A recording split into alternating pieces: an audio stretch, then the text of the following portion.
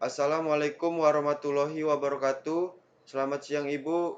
Izin memperkenalkan diri. Taruna tingkat 3 Politeknik Mayoman Indonesia jurusan Ilmu Pemasyarakatan angkatan 57. Nama Lila Chandra Saputra, STB 5077, Prodi Teknik Pemasyarakatan C. Izin Ibu, izin membuat video terkait materi pembinaan dan pengentasan anak. Implementasi teknik rehabilitasi anak di Lembaga Pembinaan Khusus Anak atau LPKA berdasarkan Undang-Undang Sistem Peradilan Pidana Anak. Pembinaan dan rehabilitasi anak. Apa itu pembinaan dan rehabilitasi anak? Pembinaan dan rehabilitasi anak merupakan upaya berkelanjutan untuk mendidik, membimbing, dan memberdayakan anak, khususnya anak yang berhadapan dengan hukum, agar mampu pulih dan kembali berintegrasi dengan keluarga serta masyarakat secara bermartabat. Mengapa pembinaan dan rehabilitasi anak itu penting? Yang pertama, mewujudkan sistem peradilan yang ramah anak, humanis, dan restoratif. Yang kedua, mendukung reintegrasi anak ke dalam keluarga dan masyarakat secara bermartabat. Yang ketiga, merancang program pembinaan yang efektif, edukatif, dan memberdayakan. Yang keempat, memahami serta melindungi hak dan kebutuhan anak, khususnya anak yang berhadapan dengan hukum. Selanjutnya, pengertian anak. Menurut hukum Indonesia, berdasarkan Undang-Undang Nomor 35 Tahun 2014 tentang perlindungan anak, anak adalah setiap orang yang belum berusia 18 tahun, termasuk anak yang masih dalam kandungan. Menurut Konvensi Hak Anak CRC tahun 1989, anak adalah setiap manusia yang berusia di bawah 18 tahun, kecuali berdasarkan hukum yang berlaku bagi anak tersebut. Usia dewasa dicapai lebih awal. Tujuan pembinaan dan rehabilitasi anak. Yang pertama, mengembangkan pertumbuhan pribadi dan pembentukan karakter positif anak. Yang kedua, merehabilitasi anak yang berhadapan dengan hukum serta mengembalikannya ke masyarakat. Yang ketiga, melindungi hak dan martabat anak selama proses pembinaan dan pemasyarakatan. Yang keempat, mengurangi residivisme serta menumbuhkan tanggung jawab sosial. Yang kelima, mendukung anak dalam memperoleh pendidikan dan keterampilan vokasional. Selanjutnya, prinsip-prinsip pembinaan anak. Pertama, untuk kepentingan terbaik bagi anak. Kedua, pengembangan holistik. Yang ketiga, penghormatan terhadap hak anak. Yang keempat, sering berbicara tentang kegiatan itu. Yang kelima, rehabilitasi dan reintegrasi. Serta partisipasi anak dan kolaborasi. Dasar-dasar hukum pembinaan dan rehabilitasi anak. 1. Konvensi Hak Anak atau CRC 1989. 2. Beijing Rules 1985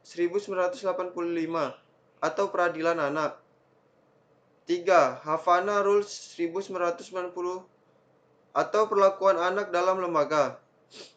Yang keempat, Riyadh Guidelines 1990 atau Pencegahan Kenakalan Anak.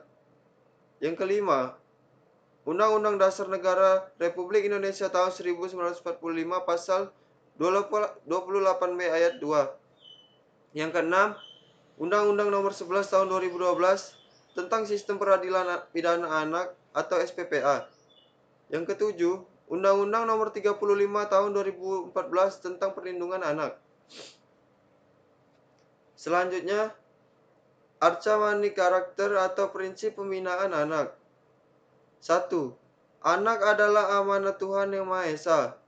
2. Penahanan merupakan upaya terakhir. 3. Keadilan restoratif berbasis pembentukan karakter. Yang keempat, pemindahan bukan bentuk balas dendam negara. Yang kelima, menjaga hubungan anak dengan keluarga dan komunitas. Yang keenam, perlindungan dari kekerasan dan diskriminasi. Yang ketujuh, pendidikan sebagai inti pembinaan di semua dimensi kecerdasan. Yang kedelapan, reintegrasi anak secara cepat ke keluarga dan masyarakat. Yang kesembilan, negara menjamin sarana dan prasarana yang ramah anak. Yang terakhir, pelaksana pembinaan dilakukan secara kolaboratif lintas sektor. Selanjutnya, hak anak dalam sistem pemasyarakatan. 1.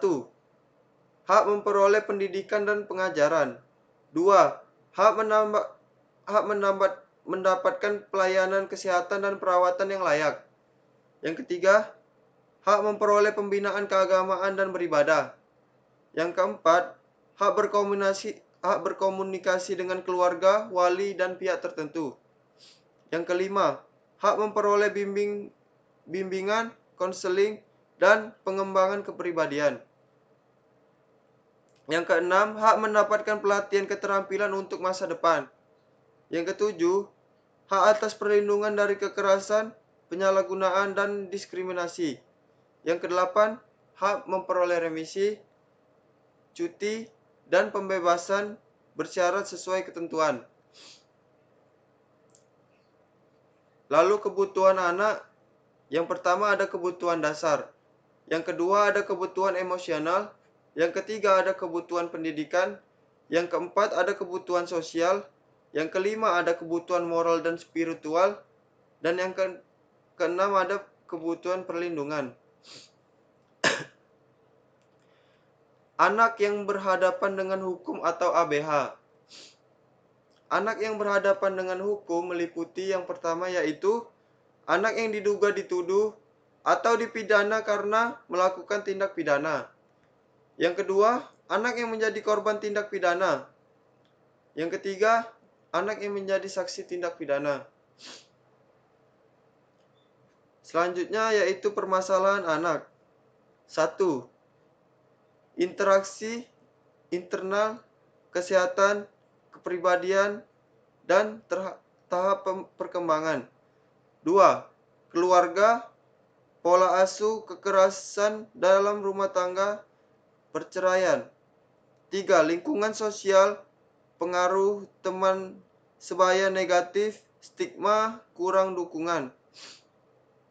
Yang keempat, ekonomi, kemiskinan, pekerja anak, serta eksploitasi. Yang kelima, pendidikan putus sekolah, kualitas pendidikan rendah, perundungan. Yang keenam, media dan teknologi, kecanduan gawai, konten berbahaya, perundungan cyber, dan yang terakhir rehabilitasi dan reintegrasi, tantangan pemulihan dan kesiapan kembali ke masyarakat.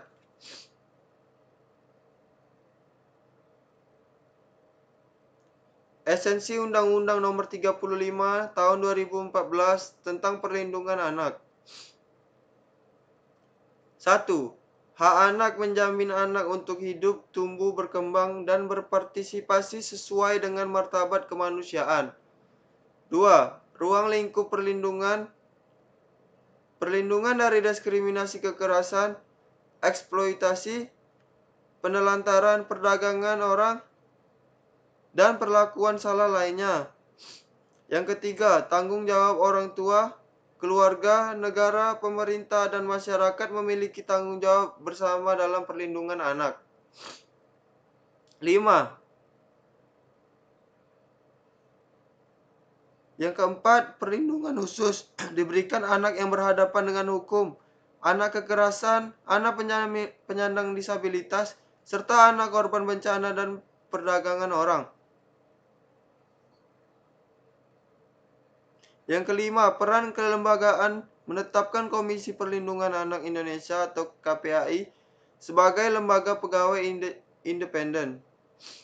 Yang keenam, pengenaan sanksi pidana dan denda yang tegas terhadap pelaku kekerasan dan eksploitasi anak.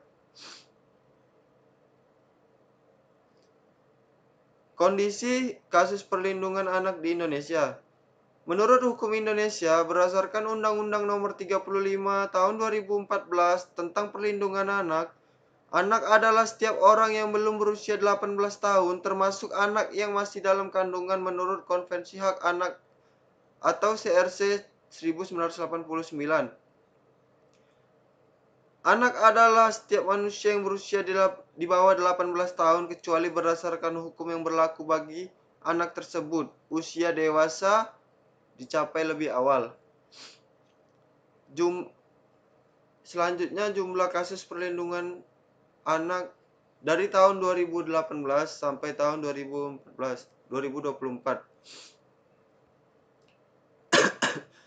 Tahun 2018 ada 4.885 kasus. Tahun 2019 ada 11.057 kasus. Tahun 2020 ada 11.278 kasus. Tahun 2021 ada 14.517 kasus. Tahun 2022 ada 16.106 kasus. Tahun 2023 ada 18.175 kasus. Dan tahun 2024 ada 13.465 kasus. Hingga November, data sementara sumber atau KPAI data nasional kasus kekerasan terhadap anak.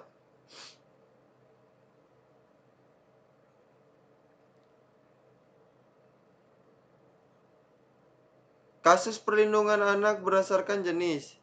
Jenis kekerasan seksual 1915 kasus atau 54%. Kekerasan fisik 952 kasus atau 27%.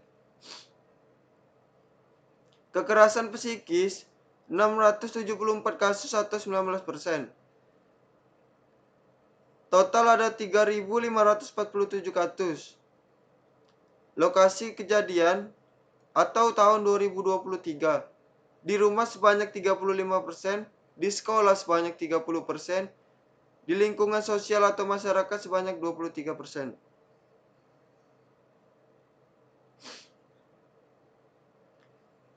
Aktor dan jejaring aktor atau aktor network. Aktor adalah individu, kelompok, atau institusi yang berperan dalam pengambilan keputusan, pelaksanaan, atau mempengaruhi suatu sistem. Jejaring aktor merupakan bentuk kolaborasi terstruktur antara pemerintah, keluarga, masyarakat, LSM, dan organisasi internasional untuk mencapai tujuan bersama, yaitu perlindungan anak. Ilustrasi jejaring aktor. Perlindungan anak.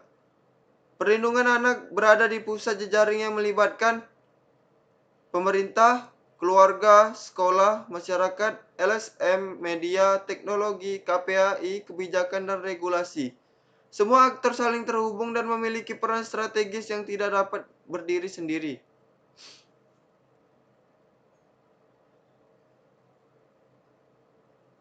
Aktor perlindungan anak menurut Undang-Undang Nomor 35 Tahun 2014.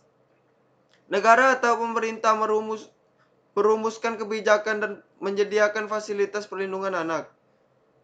Aparat penegak hukum menangani proses hukum terkait kasus anak. Keluarga atau orang tua atau wali pengasuh utama dan pelindungan pertama anak. Masyarakat dan LSM, yaitu advokasi, pendampingan, dan layanan sosial. KPAI, yaitu pengawasan, evaluasi, dan advokasi anak. Lembaga pendidikan, penyedia pendidikan dan lingkungan aman bagi anak. Yang terakhir, tenaga profesional, yaitu psikolog, pekerja sosial, dan tenaga kesehatan. Perbedaan jejaring aktor perlindungan anak di dalam lapas dan di luar lapas. Jaringan aktor di dalam lapas, yaitu petugas lembaga pemasyarakatan, balai pemasyarakatan atau Bapas, psikolog dan konselor, serta Kementerian Hukum dan Hak Asasi Manusia. Fokus utamanya yaitu pembinaan, rehabilitasi, pengawasan, persiapan reintegrasi sosial anak. Jaringan aktor di luar lapas yaitu meliputi keluarga, masyarakat atau lingkungan, sekolah dan guru, pemerintah daerah, LSM atau NGO perlindungan anak. Fokus utama mereka adalah pencegahan, perlindungan berbasis komunitas, pendidikan dan penguasaan, pendidikan dan pengasuhan, serta pendampingan sosial.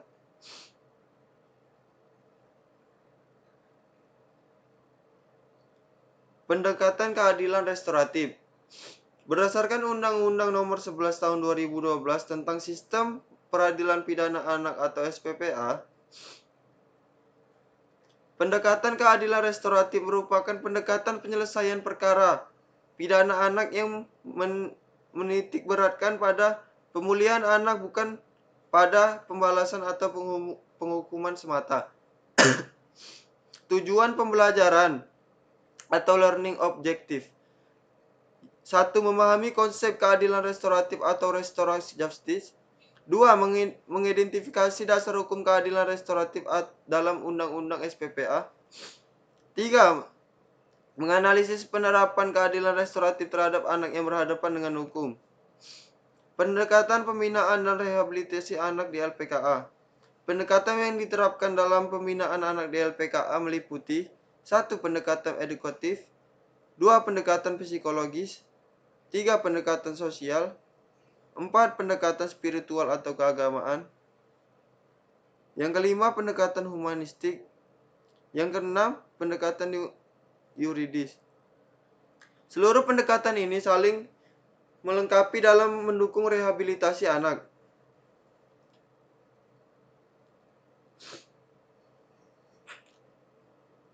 Pendekatan pembinaan anak di lapas atau LPKA. 1. Pendekatan edukatif, yaitu pendekatan formal atau paket ABC. 2. Pendidikan non-formal atau kursus pelatihan keterampilan. 3. Tujuan membekali anak dengan pengetahuan dan keterampilan untuk mandiri setelah bebas. Pendekatan psikologis, yaitu pendekatan konseling individu dan kelompok. Kedua, psikoterapi dan penyembuhan trauma. 3. Tujuan membantu anak mengatasi stres, depresi, dan masalah perilaku. Yang selanjutnya adalah pendekatan sosial, pemulihan hubungan keluarga dan masyarakat. Kedua, program reintegrasi sosial. Yang ketiga, tujuannya untuk mempersiapkan anak kembali ke lingkungan sosial. Pendekatan humanistik. Pertama, memperlakukan anak sebagai individu bermartabat. Yang kedua, memberikan pengakuan kasih sayang dan motivasi positif. Yang terakhir ada pendekatan yuridis, yaitu menjamin pemenuhan hak anak. Berdasarkan Undang-Undang Nomor 11 Tahun 2012 atau Undang-Undang SPPA. Keadilan restoratif sebagai suatu pendekatan.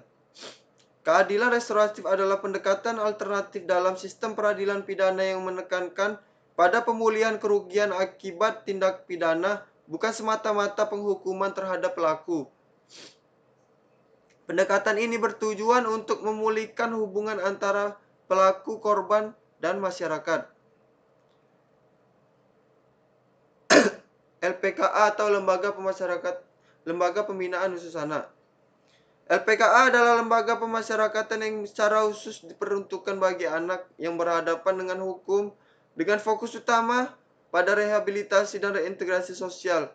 Fokus utamanya LPKA adalah 1. Rehabilitasi, pemulihan sosial,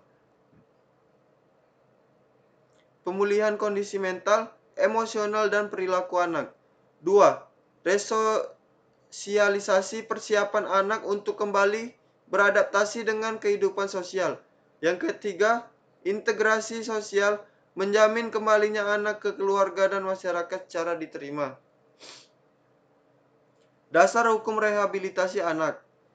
Pelaksanaan rehabilitasi anak di LPKA didasarkan pada Undang-Undang Nomor 11 Tahun 2012 tentang Sistem Peradilan Pidana Anak. 2. Peraturan Menteri Hukum dan HAM Nomor 18 Tahun 2015 tentang Tata Cara Pembinaan Anak. Dasar hukum yang menegaskan bahwa pembinaan anak harus bersifat edukatif, rehabilitatif, dan berorientasi pada kepentingan terbaik bagi anak. Pengembangan keterampilan dasar anak. Program rehabilitasi di LPKA diarahkan pada penguatan kemampuan dasar anak meliputi 1. Listening atau mendengarkan, 2. Speaking atau berbicara, 3. Reading atau membaca, 4. Education atau pendidikan. Penguatan keterampilan ini menjadi fondasi utama bagi perkembangan intelektual dan sosial anak.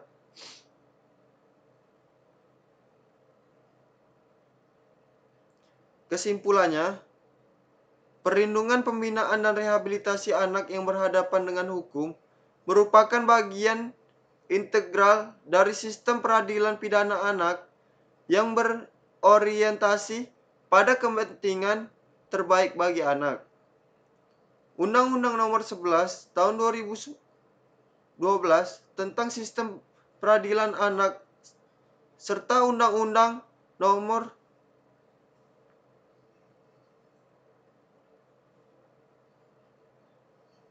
35 Tahun 2014 tentang Perlindungan Anak menegaskan bahwa anak tidak dapat diperlakukan semata-mata sebagai pelaku kejahatan, melainkan sebagai individu yang masih berada dalam proses tumbuh kembang dan memiliki potensi untuk diperbaiki.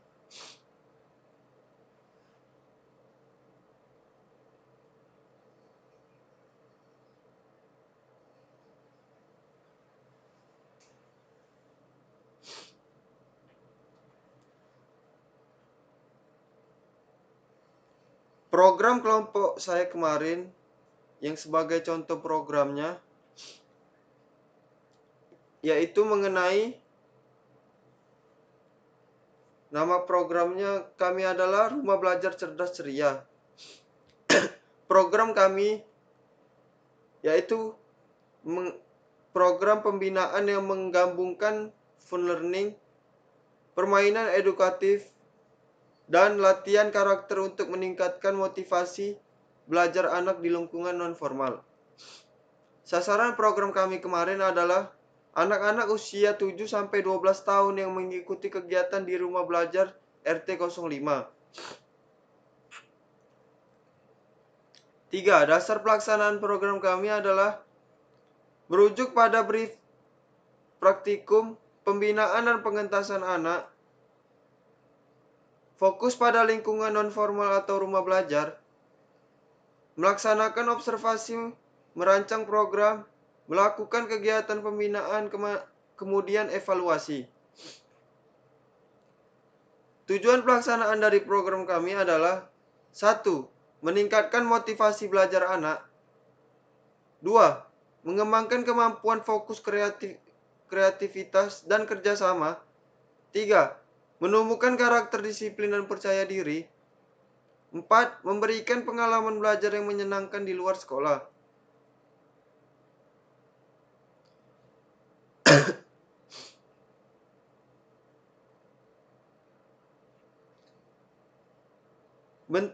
Bentuk program pembinaan. Program menggunakan pendekatan belajar sambil bermain yang mencakup 1. Ice breaking atau energizer. 2. Permainan edukatif, susun kata. 3. Sesi belajar kilat 10 menit. 4. Pembinaan karakter atau bintang hari ini. 5. Refleksi singkat. Metode pelaksanaan. Metode bermain atau play-based learning.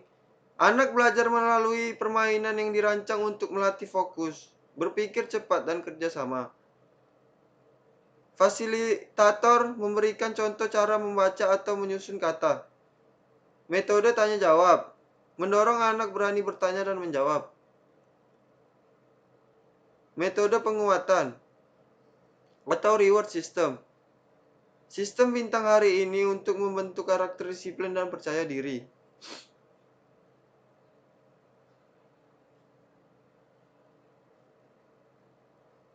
Indikator keberhasilan. 1. Anak mengikuti kegiatan dengan antusias.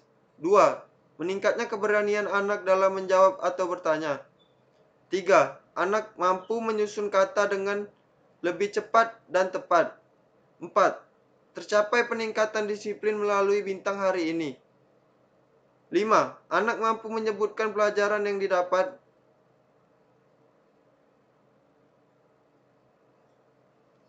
Pada sesi refleksi.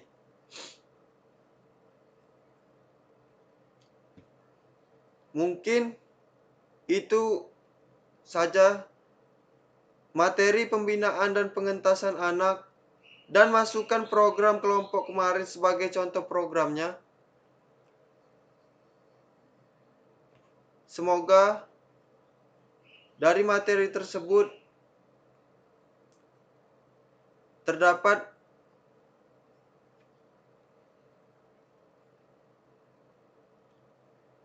keberhasilan serta kepuasan untuk ibu.